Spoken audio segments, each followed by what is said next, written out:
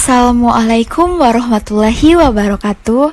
Halo semuanya, kenalin nih kami dari kelompok 5 mikroanatomi jantung dan pembuluh darah. Pada kesempatan kali ini kami akan menjelaskan materi mengenai mikroanatomi jantung dan pembuluh darah.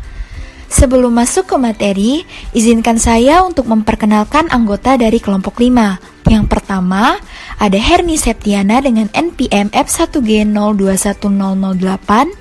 Yang kedua ada Najma Khalisa Zahra dengan NPM F1G021040. Yang ketiga ada Ayu Andira dengan NPM F1G021050. Yang keempat ada Natasha Juang Putri dengan NPM F1G021070. Dan yang terakhir saya sendiri Rizkita Oktari dengan NPM F1G021080. Baiklah, di sini kami akan membahas mengenai mikroanatomi jantung dan pembuluh darah. Yang pertama ada mediastinum. Mediastinum yaitu rongga yang berada di antara paru kanan dan paru kiri. Mediastinum berisi jantung, pembuluh darah, trakea, pembuluh tinus, saraf, jaringan ikat, tabung getah bening, dan salurannya. Secara garis besar, mediastinum dibagi atas 4 bagian penting. 1. Mediastinum superior, mulai pintu atas rongga dada sampai ke tulang belakang, torakal kelima dan bagian bawah sternum. Berisi arcus aorta, arteri immoninata, dan bagian toraks dari chorotis communis kiri dan anteria subclavia kiri. Kedua, mediastinum anterior, dari garis batas mediastinum superior ke diafragma di depan jantung, berisi beberapa jaringan yang berbeda, beberapa kapal yang naik dari permukaan hati, 2 atau 3 tingkat getah bening dari mediastinum anterior, dan cabang-cabang kecil dari anteri mammaria interna. Ketiga, mediastinum posterior, dari garis batas mediastinum superior ke diafragma di belakang jantung, berisi bagian dari aorta, thoracalis descendens, nana azygos, dan 2 vena homoniosgos, nervus vagus dan splanchnius. Keempat, mediastinum medial atau tengah, dari garis batas mediastinum superior ke diafragma di antara mediastinum anterior dan posterior. Penampilan jantung yang tertutup dalam perikardium, aorta descendens, bagian bawah dari vena cava superior dengan membuka vena azygos ke dalam. 2. Anatomi jantung. Jantung terletak di dalam mediastinum di rongga dada. 2/3-nya terletak di bagian kiri dan 1/3-nya terletak di bagian kanan dari garis tengah tubuh. Pada bagian permukaan inferior, apeks dan batas kanan jantung di atas diafragma. Batas jantung kanan yang meluas ke bagian inferior dan basal bertemu dengan paru kanan. Batas jantung kiri yang meluas dari basal ke apeks bertemu dengan paru kiri. Batas superior jantung kanan terletak di intercostae ketiga kira-kira 3 cm ke kanan dari garis tengah. Batas inferior jantung kiri terletak di apeks di intercostae kelima kira-kira 9 cm ke kiri dari garis tengah. Batas inferior jantung kanan terletak pada intercostae ke-6 kira-kira 3 cm ke kanan dari garis tengah.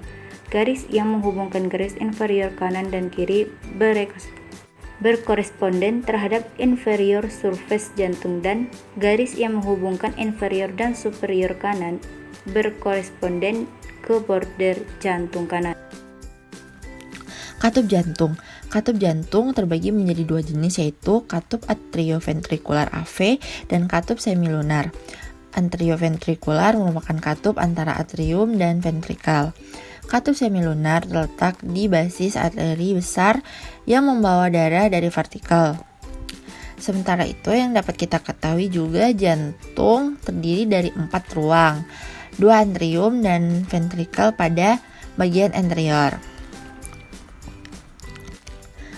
Sementara itu, kita dapat mengetahui juga nih, jantung terdiri dari 4 ruang, 2 atrium dan 2 ventrikal pada bagian anterior. Di antara keempat itu, saya akan menyebutkan satu-satu. Yang pertama, ada atrium kanan menerima darah dari cava superior, cava inferior, dan sinus coronarius. Yang kedua, ada ventrikal kanan membentuk hampir sebagian besar permukaan depan jantung. Yang ketiga, rium kiri membentuk sebagian besar dasar jantung atrium kiri, menerima darah dari paru-paru melalui 4 vena pulmonal. Yang keempat, ada ventrikel kiri membentuk apeks, dan jantung seperti pada ventrikel kanan mengandung trabecula cermae dan mempunyai chorda tendinea yang dimana mengikat daun katup biskupit ke papillary muscle.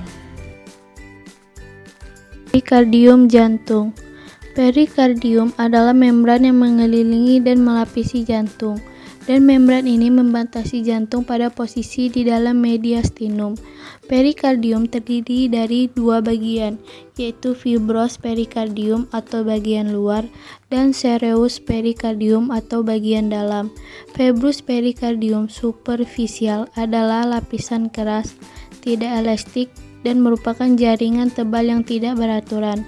Fungsi dari fibrous perikardium mencegah peregangan berlebihan dari jantung, melindungi dan menempatkan jantung dalam mediastinum. Serous perikardium adalah lapisan dalam yang tipis. Membran yang halus terdiri dari dua lapisan.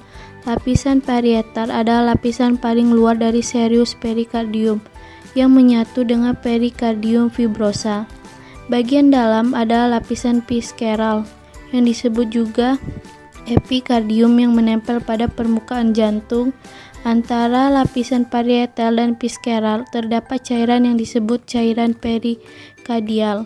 Cairan perikardial adalah cairan yang dihasilkan oleh sel perikardial untuk mencegah penggesekan antara membran saat jantung berkontraksi. Dinding jantung terdiri dari 3 lapisan, yaitu epikardium lapisan terluar, myokardium lapisan tengah, dan endokardium lapisan terdalam. Lapisan perikardium dapat disebut juga lapisan visceral dari serous perikardium. Lapisan luar yang transparan dari dinding jantung terdiri dari mesotelium yang bertekstur licin pada permukaan jantung. Myokardium adalah jaringan otot jantung yang paling tebal dari jantung dan berfungsi sebagai pompa jantung dan bersifat involuntar. Endokardium adalah lapisan tipis dari endotelium yang melapisi lapisan tipis jaringan penghubung yang memberikan suatu batas yang licin bagi ruang-ruang jantung dan menutupi katup-katup jantung. Endokardium bersambung dengan endotelial yang melapisi pembuluh besar jantung. Selanjutnya, pembuluh vena dan arteri. Yuk kita kenali ciri pembuluh vena dan apa sih fungsinya bagi tubuh. Sistem peredaran darah atau sistem kardiovaskular terdiri dari jantung, pembuluh darah, dan sistem limfatik. Pembuluh darah membentuk jaringan pipa yang memungkinkan darah mengalir dari jantung ke seluruh sel-sel hidup dan kemudian kembali ke jantung. Arteri sendiri membawa darah dari jantung ke seluruh tubuh, sementara vena membawa darah kembali ke jantung. Arteri dan vena yang terus-menerus dengan satu sama lain melalui pembuluh darah yang lebih kecil, arteri cabang ekstensif untuk membentuk jaringan progresif pembuluh kecil yang disebut arteriov. Sebaliknya, vena yang berukuran kecil disebut venula. Masih banyak loh dari kita yang kerap tak bisa membedakan antara arteri dan vena, padahal keduanya memiliki fungsi susunan hingga risiko gangguan yang berbeda. Perbedaan paling mencolok dari arteri dan vena terletak pada fungsinya. Arteri sendiri berfungsi mengalirkan darah dari jantung ke seluruh tubuh, sementara vena mengalirkan darah dari seluruh tubuh untuk kembali ke jantung. Perbedaan fungsi pembuluh arteri, pembuluh vena, dan pembuluh kapiler. Pembuluh darah dibedakan menjadi 3, yaitu pembuluh nadi atau arteri, pembuluh balik atau vena, dan pembuluh kapiler. Yang pertama ada pembuluh nadi. Pembuluh nadi atau arteri merupakan pembuluh darah yang mengalirkan darah keluar jantung. Di dalam pembuluh nadi, sebagian besar darah yang mengalir mengandung oksigen, kecuali pada pembuluh darah arteri pulmonalis. Pembuluh nadi letaknya di dalam tubuh dan tersembunyi, sehingga tidak dapat terlihat dari kulit luar manusia.